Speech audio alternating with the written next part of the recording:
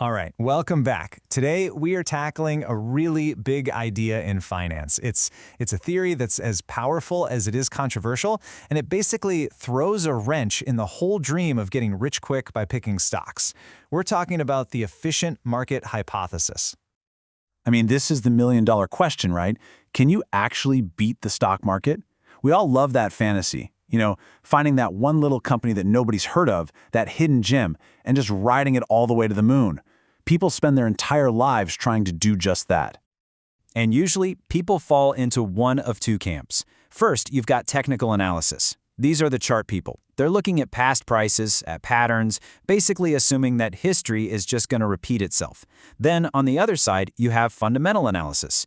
This is where you go full-on detective, digging into a company's books, its management, the whole economy, all to figure out what a stock is really worth, and then you just wait for the market to agree with you. So for a long time, those were your options. You were either a chart reader or a number cruncher. But then, back in the 1960s, this new idea pops up, and it asks a pretty wild question.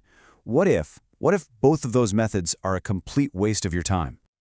Yeah, that's economist Eugene Fama. And, well, he clearly wasn't holding back. In 1965, he basically said that trying to predict stock prices by looking at charts is, well, it's about as useful as astrology. And this wasn't just some off-the-cuff remark. It was really the first shot fired in a revolution about how we think markets really work. See, Fama's big idea was this. You can't outsmart the market. Why? Because the market, as a whole, is smarter than any one person. It already knows everything you think you've just figured out. And here it is, the big one, the efficient market hypothesis, or EMH for short. The core idea is actually super simple. It says that at any given moment, a stock's price already reflects all the available information about it. The good news, the bad news, what people think is going to happen, it's all baked right into that number you see on the screen. So what does that mean? It means there are no secret bargains just lying around, because the market has already done the math and priced everything perfectly. Okay, so for this theory to be 100% true, you kind of have to imagine this perfect world for markets. A world where you've got a ton of smart, rational investors all trying to make a buck. A world where all the important information is just out there for free for everyone. And this is the big one. It's a world where prices adjust instantly to any new piece of info. If you've got all that, then yeah, stocks would always be priced perfectly. But Fama was a smart guy. He knew the real world wasn't that perfect. So he didn't just throw out this one big all-or-nothing idea. Instead, he broke it down into 3 different levels, 3 different forms of efficiency you could actually test. You can almost think of it like a video game with like a normal, hard, and nightmare difficulty mode. So here they are, weak, semi-strong, and strong. Each level builds on the one before it, describing just how much information is packed into that stock price. Let's start with level 1, the easy mode. First up, we have weak form efficiency. This is the most basic level, and honestly, it's the one most people tend to agree with. So the weak form says that a stock's price today already reflects all of its past price and trading data. Every old high, every old low, how much was traded, all of it. And the implication of this is a really big deal. If this is true, it means technical analysis is completely pointless. All those charts and patterns tell you absolutely nothing about where the price is going tomorrow. All right, let's dial up the difficulty. Next is the semi-strong form. And this is where the theory starts to get, well, a lot more bold. The semi-strong form says the price doesn't just reflect past data, it reflects all publicly available information. Think about that. Earnings reports, news headlines, what the CEO said in an interview, literally anything you could find with the Google search or by reading a report. And again, the implication here is just massive. It means fundamental analysis is also useless. Why? Because by the time you read that glowing earnings report and think, I should buy, millions of other people have already read it and the price has already shot up. You're already too late. And now for the final boss, level 3, strong form efficiency.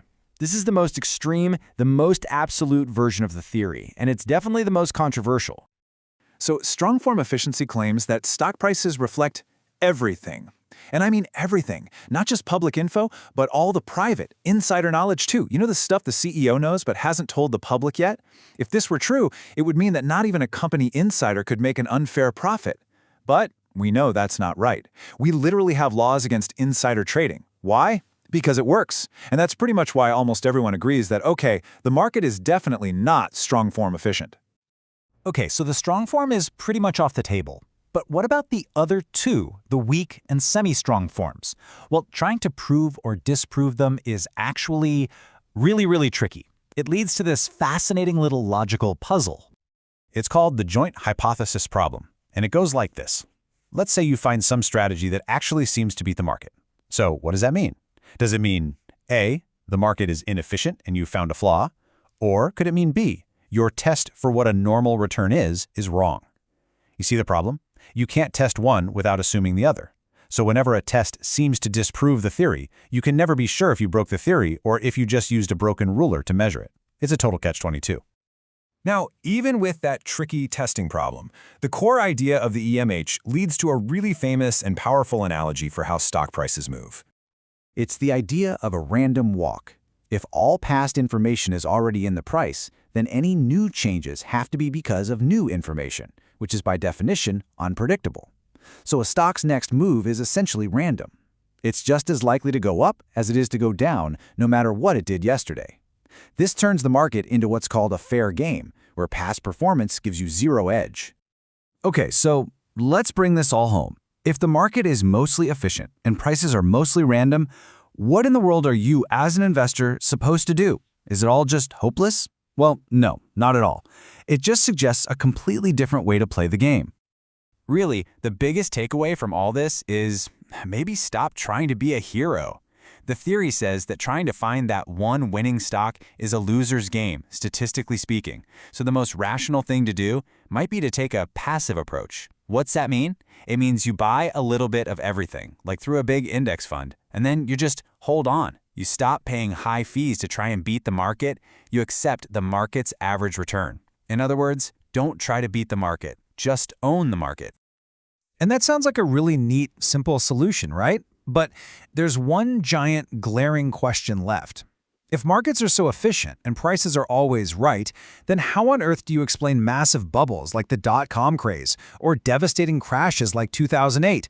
How can a supposedly rational market act so completely irrational at times? That's the biggest crack in this entire theory, and it's the question that keeps this debate alive and well. So, what do you think?